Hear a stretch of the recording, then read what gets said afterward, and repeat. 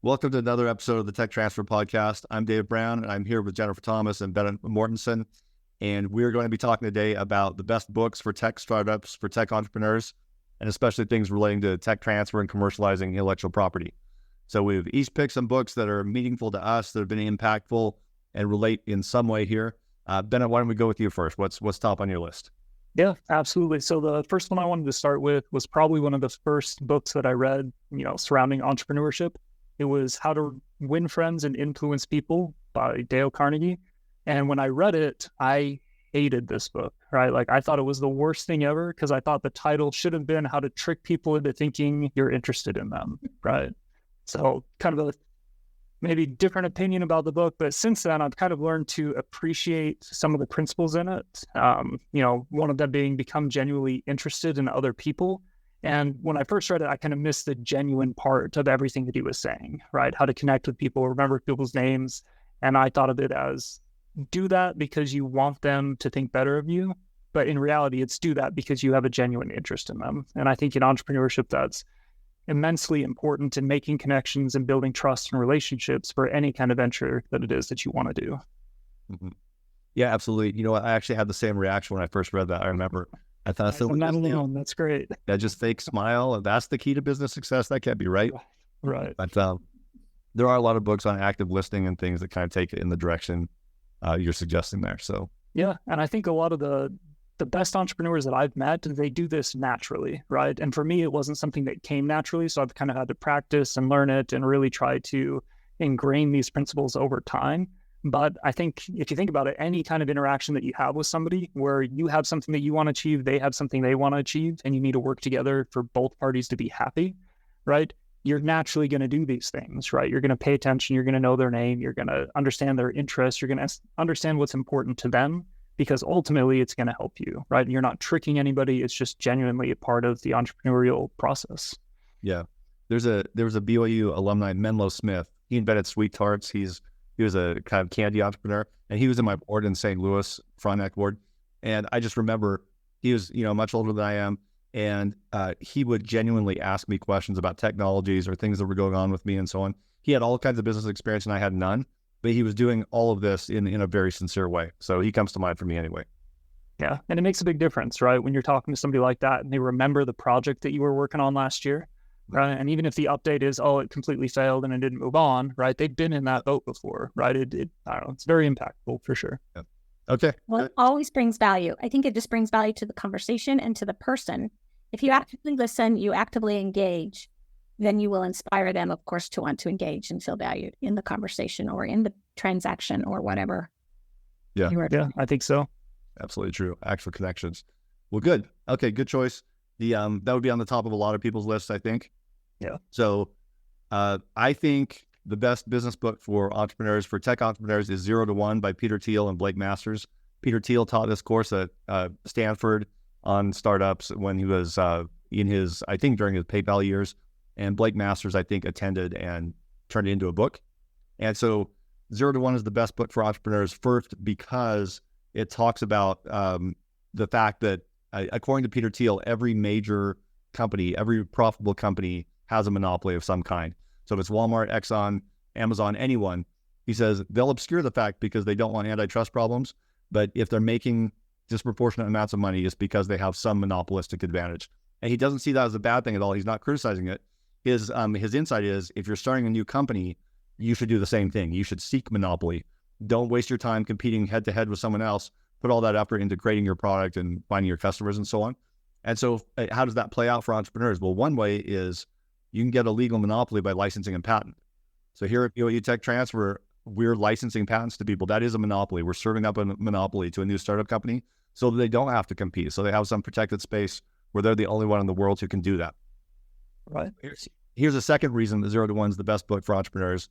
And that is the name. What it means is, he says, what's inspiring to do is to go from 0 to 1, something that doesn't exist to something that does exist, as opposed to 1 to N, which would be creating incremental improvements. So 1 to N would be, we'll make a new iPad case or something, or we'll make a computer that's 10% faster or whatever it is. And he said, no, so much better if you create something new completely from scratch. And Peter Thiel's done that all kinds of times. PayPal, now Palantir. He's invested in Facebook and all kinds of other notable startups. So has put it into practice too. Yeah, that's awesome. And I think that idea of, seeking that monopoly if you can, right? The more creative, the more innovative you can be, I think the higher your opportunity of creating that, novel monopoly that it is that you're searching for, right? And like, I think of Amazon all the time where they started with books, right? And now you order, at least if you're me, you order 90% of your goods through Amazon, right? If it's not groceries. And just what a monopoly, right? Maybe not a true monopoly, but what a monopoly on that space. And it came from being creative in a space that had been dead for a long time, right? Innovating in books and book sales, which is just amazing. Yeah, absolutely. So if you want a more academic version of the idea, the book Blue Ocean Strategy came out maybe like 20, 25 years ago. It's more of an academic approach where it says seek out market segments that are less competitive. And there's a sequel to that one too. But definitely in practice, it works. So highly recommended. Nice. That's a good read. Okay, Jennifer, what's on your list? It might be a little bit out of the genre, but I really enjoyed Malcolm Gladwell's The Outliers. And I think there's a lot of important takeaways in that can help any entrepreneur or tech startup. I think they're very relevant. One of them, I think, that's probably most famous for in that book is the 10,000 hour rule. Right. Gladwell popularizes the idea that it takes approximately 10,000 hours of practice to achieve mastery in a field. For tech entrepreneurs, that emphasizes the importance of dedication and persistence in developing their idea, their skill, no matter what it's in, whether it's in the IT, coding, product design, development, or understanding exactly the market that you're trying to capture and develop. So I think that's an important insight, important idea that any entrepreneur can take. I need to be persistent. I need to put a lot of time. It isn't just a 1 hour, 2 hour a day project. This is going to take a lot of hours, a lot of time, a lot of dedication, and a lot of determination to make it work. Right. And to listen. And we see a lot of entrepreneurs who are either students, so they're licensing something, they haven't done a startup company before, or maybe they're a faculty inventor. It's a professor who's the world expert in some technical area, but hasn't done business things. And so one of the insights from the 10,000 hour rule, people will argue about, is it actually 10,000 hours or is it something different? Doesn't really matter, right? It's some big chunk of time. And the insight is that everything that's worth doing is complex. Like running a business is really complicated in ways that you don't know until you kind of delve into it. And so most people entering business are venturing outside of their area of expertise, and you got to know it's going to take some time to master that. So, right. It just doesn't happen overnight. Yeah. And I think one thing that's really cool to see with entrepreneurs is just how comfortable they become with the complexity of issues, right? And your first time going through it, it feels overwhelming, right? It seems like there's no way we're going to get through this. There's no way that we're going to be able to make the product or make the shipment or whatever the problem is. But then the third, fourth, fifth, serial entrepreneurs doing it 10 plus times, right? It's just like, oh yeah, like we have a huge problem and we don't know how we're going to solve it. We'll figure it out, right? We'll get there. And that's the expertise that comes with the time and the effort and that 10,000 hours, Yeah, and confidence. Yes, and takeaway. Yeah. The complexity is not a reason to not do it. I mean, I think what you're implying is like do it and then it'll become easier. So yes, and there's no way to really understand the complexity until you get into it, right? For somebody to try to explain it to you, you can listen to 1 million podcasts, read 1 million books, but until you go through that process, you're just not going to gain the same insights, at least in my opinion, Totally. And something else I think important about the book is he challenges our thinking about what contributes to an individual's success. Like, I think we emphasize as we're going into something, individual merit, our talent, our ambition. And I think we underemphasize things like opportunities, preparation, and context. Something that I find, anyway, it was important for me when reading the book was what drives somebody? What is a crucial factor? What does render you opportunities and success? And I think a lot of times, I believe that companies, there is a great competitive advantage, we all believe, for an organization that recognizes that the work environment is a place to nurture talent. They may not come with this fully developed innate talent, but you can nurture that if you're willing to take that risk on them. Because those same organizations can also suppress talent if it's not a fit for them. So understanding Gladwell's message in The Outliers will help companies to not only seek to provide employees with enrichment, but will also give them the insight and the courage to identify and recruit exceptional people that might have had a talent neglected or overlooked. And they'll flourish under the right conditions and right opportunities that will enhance any startup or any company to flourish as well. I think that's important. So you see a company like, I've always thought about PayPal, where the co-founders of PayPal, they succeeded at a time when there were so many startup companies, and now they've all gone on to do, not all maybe, but most of them have gone on to do huge companies, like billion-dollar companies. So what would it be? All the Elon Musk companies, LinkedIn, Palantir, all of these. And there's actually a book, this is not the one on my list today, but The Founders is a book that examines that issue, like what was magical about that. But anyway, without going into the detail, they were definitely fostering good things at that particular company. Yeah, and I think he really puts a good perspective on that. This is you need to just take the jump and give those opportunities and help people develop something that's there, but just they haven't been given the chance, the opportunity to do that. Yeah, for sure. Okay, great. Yeah, that's a good one. And Gladwell, yeah, he's a pretty great mainstream business writer with some good ideas. So, yeah, right. Yeah. Okay, Bennett, what's next on your list? Next one that I had on my list was Rich Dad Poor Dad by Robert Kiyosaki. And this is a book that my dad actually introduced it to me when I was younger. And we would talk about it on every car ride, right? We talk about it over dinner. We'd be working on something and it would come up and we'd talk about it.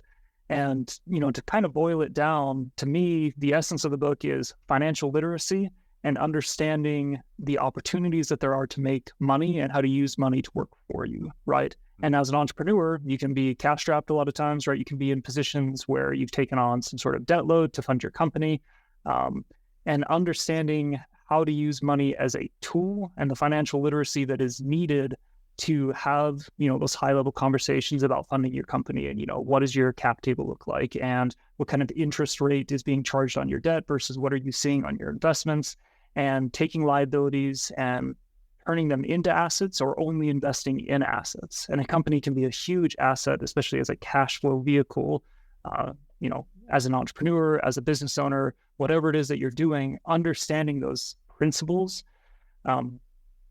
If you don't understand them, right, like those who don't, I think the favorite quote that my dad used to say, I don't even know if it's from the book, but regarding this principle was, those who don't understand compound interest pay it, and those who do make it, right? And I think that kind of encapsulates the overall financial literacy that, Robert's talking about in this book. And so you had a business of your own, Bennett. Mm-hmm. So you founded a startup. What Kiyosaki idea was most important, you think? I think about the time value of money and of your time, right? Really the concept of you have a limited number of hours. And so you're never, at some point, you're going to run out of time, right? Even in a really high paying profession like a surgeon, a lawyer, right? No matter what you're charging per hour, eventually you still just run out of time, right? There's no way around it. And so the way that I set up my business was doing a lot of the upfront work for a very, very small fee, but being tied in on the back end for future revenues, right? So something we do a lot here at Tech Transfer, right? We're licensing technology and we get a royalty over time. And the understanding being that, I can't work any more hours than I have in a day. And so if I can put myself in a position to be a part of this company, either in the revenue stream and the cap table, as an investor, whatever it is, over time, the return on that is going to be way more than I could ever do by just charging for my time right now. So it really informed the structure of my business early on. And still time will tell how successful that becomes over the next, 5 to 10 years. But it was also interesting to see those who understood what I was doing and bought into it very quickly. And then those who were just completely confused, right? And they're like, well, I'll just pay you. And I'm like, no, like that's not the structure of my business, right? That's not what we're trying to do, right? But those who did understand it were those who were entrepreneurial minded, right? They were starting companies of their own. They had kind of been through these process and they were very supportive of what I was doing at that time. Super interesting. I remember, so Kiyosaki's great. I read the Cash Flow Quadrant, I think by him, when I was a practicing attorney. And so it talks about the different kinds of income and makes this point that you can only sell so many hours. And I was like, oh yeah, this is how I'm doing things is not the optimal way to make money. You only have so many hours. So that's it. And there's no issues with that, right? Everybody has a job. We all have jobs right now, right? Yeah, all that's great. But just thinking long term, right? Like, how are you making your money work for you? Do you own assets or do you own liabilities, right? I think those are keys. Yeah, and to put it in perspective, you mentioned here at Tech Transfer, we're licensing technologies. So I say all the time here, if we were purely maximizing potential upside, we would do only all equity deals. We would always rather have equity in our startups because that's going to be the biggest payout in the long term. Turns out, so our inventors share in the income. And so we charge royalties because it's good for them to have a stream of income before the end. But if you were really just trying to maximize upside, you would just do equity, I think. Right. Well, and you see this with, a lot of high value individuals. Elon Musk is a great example, right? Where all of his net worth comes in the equity that he owns in his companies. And he lives day to day, usually off of some sort of loan, right? He talks about it all the time, right? Where I don't have any cash in the bank, or at least he used to. I don't know if he does, anymore, but it's just, he understands that over time, that equity is going to far outpace any kind of interest that he's paying on the loans for his day-to-day expenses. Now, we're not all in that situation, but again, it's a good concept to understand. Well, and this could be a folktale, but I just heard it today that someone was saying they were in a meeting with Warren Buffett and his accountant, and so an employee of his who's an accountant, and Buffett said his tax rate's higher than mine because all of his income is coming from capital gains or loans. And this guy's paying, the normal tax that employees pay, that we all pay. So, but okay, great. Yeah, Kiyosaki is really great. So let's see. Number 2 on my list, I have a book, Anti-Fragile by Nassim Nicholas Taleb. Full title of the book is Anti-Fragile: Things That Gain from Disorder. I like all of Taleb's books. I think this one's the most applicable for tech startups, for any kind of startup. What it's about is structuring deals so that uncertainty works in your favor. So for example, here when we're licensing a technology to someone, we want to structure a deal so that the downside is capped, where we're not going to incur any running costs, but the upside is potentially uncapped.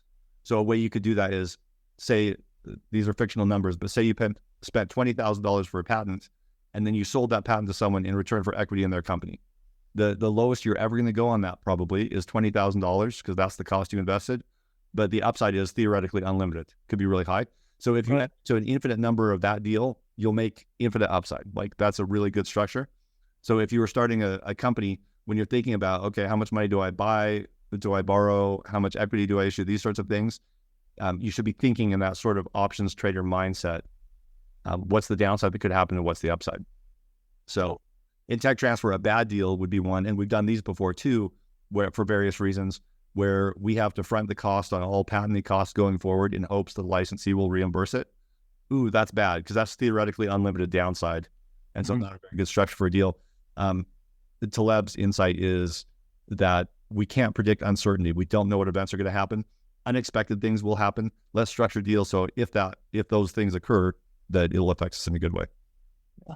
No, I like that. And I think it's definitely the mindset of growing the pie, right? Of like, what can that infinite upside be? And if you can find people who are willing to do deals with you, right? Entrepreneurs who you can both be aligned in that kind of infinite upside, right? And then you have limited risk for each party. You're going to have risk, right? It's unavoidable, but to limit that risk as much as possible, that's where you're going to see really good deals, right? Where you're both on the same page for the upside, and then you have limited risk that's shared across parties.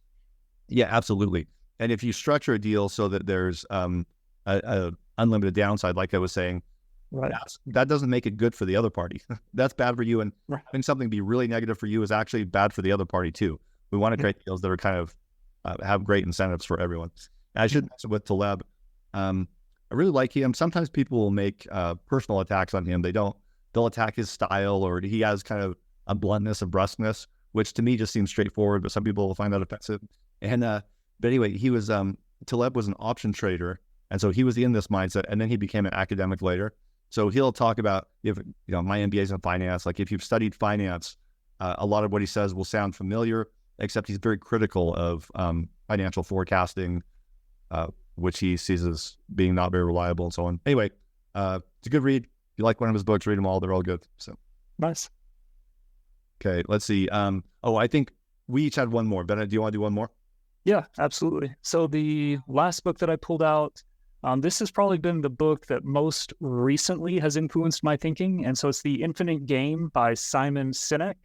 And Simon Sinek is not somebody who naturally I would gravitate towards. He's a self-declared optimist, which is great, but I am not a self-declared optimist, right? I definitely can view myself a little more pessimistic, what could go wrong. But I really love his take on finite versus infinite games. So in the book, he lays out what the difference is. So a finite game has known players, rules, a start, an end, winners and losers, right? So think basketball, football, most of your sports, right? They're finite games. And then you have infinite games, which have, no known number of players, right? No start, no end, no winners, no losers, right? The only thing is whether or not you're playing the game. And the only way that you can lose is to stop playing the game, right? And what he points out is that life, and especially business, is an infinite game, because there is no winning in business, right? There is no company that won. Even though Amazon is one of the biggest companies on the planet, 5 years from now, they could be gone, right? So there is the only time that you can define a winner and loser in business is if you define the metric, right? Or if you define the time span, right? Because the biggest company today won't be the biggest company in 100 years. It's almost guaranteed, right? And so this infinite mindset, it affects the way that you approach relationships, right? How you negotiate deals, right? We just talked about looking for infinite upside. If you can do that for both parties, right? That's a better deal structure than if one is going to take on all the risk. Right. And it really changes your mindset around, I don't have to win every interaction, right? I can interact with somebody and I can give up a little bit more than I'm comfortable with if that means that we're both going to take a step forward, because the goal isn't to win in this interaction. The goal isn't to do better than you did, right? If you're my partner, if you're somebody that I'm competing against, the goal is to improve and to do that infinitely. And so it's, I don't know, definitely a source that I wouldn't have looked to originally for some of these insights, but it's really affected the way that I approach, deals that I do in my own personal life, right? Deals that I do with my personal business here at work, how we have conversations about licensing. I think it's a really impactful way to look at the world, and more accurate than looking at it as a finite game, right? You don't win at business, you don't win in the deal. It's just whether or not you're continuing to play and continuing to grow. So does he define, are there other, this is on my to read list. I haven't read this one. Is this, does he define other things as the infinite game, or is life the only infinite game? So relationships, right? So like your marriage is an infinite game, where you don't win a fight, right? Nobody wins a fight, right? It's, you have a fight and then what do you do next, right? Your relationship with your kids, your relationships, the relationships is the other one that he really focuses on.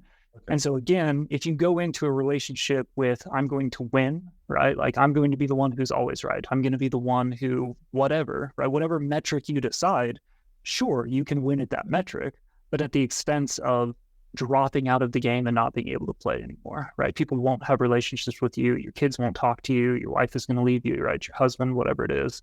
Yeah. And it's just interesting, right? He views business more as a relationship than he does as, dollars and cents, which is where I struggle a little bit, right? I always want to look at the dollars. I always want to understand the financial viability of whatever it is that I'm doing, but it's really pushed out the timelines of what I feel success should look like. Yeah. Okay, definitely. So go ahead, Jennifer. All right. And once again, in communications, in an organization, even in human resources, if you have that mindset, you will lead people into the future. You will develop them and you will bring more value, I think, and because it'll be more inspiring. Yeah. And that's one of the things he talks about a lot. He's very leadership focused, and he talks a lot about dealing with millennials and Gen Z, right? And how they're different from past generations. They interact differently. They value different things. And so, yeah, just a really good read all around. Okay, so really what he's doing is playing with the timeline perspective. He's just saying take a longer term perspective, right? Because all of us instinctively, like, you have some level of competitive spirit. So you're in a situation and you're thinking, it's this meeting, I need to come out of here with what I need. But really for us, where we're helping startups launch predominantly, what we want is for them to have a good result in 7 years. And so like we're doing really long activities here, actually. It's a lot of delayed gratification, right? Where we may do a deal today that has very little immediate upside for us or for the inventors, but that long term, right, has that infinite upside that we've talked about in some of the previous books. Yeah. And it's so hard to predict which company will make it, like what will happen in the future. Right. Yeah. Which is where the relationships come in, right? If you have a good relationship, even a business relationship with somebody, it's easier to pivot and make adjustments, right, than it is to try to win in that initial, agreement or, back and forth on what those terms are going to be. Because then if you have to circle back and make changes, right, well, did you lose? Are you now dogpiling on somebody who's already down, right? Whereas if you approach it from that long-term perspective of we're going to build a relationship and be in this together, again, it's just a good mindset. Yeah. And kind of with the like BYU ethos, we want to treat people well. So you would want to keep that in mind at any rate. Yeah, you do remind me, in political science, they have this, for international relations, they have this idea, the shadow of the future, as the idea that there are very few times when two countries are dealing with each other and it's a one-time interaction. Like whatever you do today with country X, like you're going to be dealing with them 80 years from now. So let's stay on a good footing here if we can, right? Yeah. Most negotiations do repeat. So, okay, that's super interesting. All right, well, I think this is our last book. Last one on my list is Scrum, The Art of Doing Twice the Work in Half the Time by Jeff Sutherland. So the Scrum method, probably everyone is familiar with at some point, at some level. The basic idea, and you could cite like the lean startup as being in kind of the same ballpark, but this is geared towards software development mostly. But I think every industry uses this at some level. And the idea is rapid iteration, frequent meetings of small teams working on directional goals. And so here it's nice in our office, there are essentially 5 full-time employees and then a bunch of student employees. So he says if a group gets, I think it's past 8 people, things get exponentially more difficult. He cites some studies for that.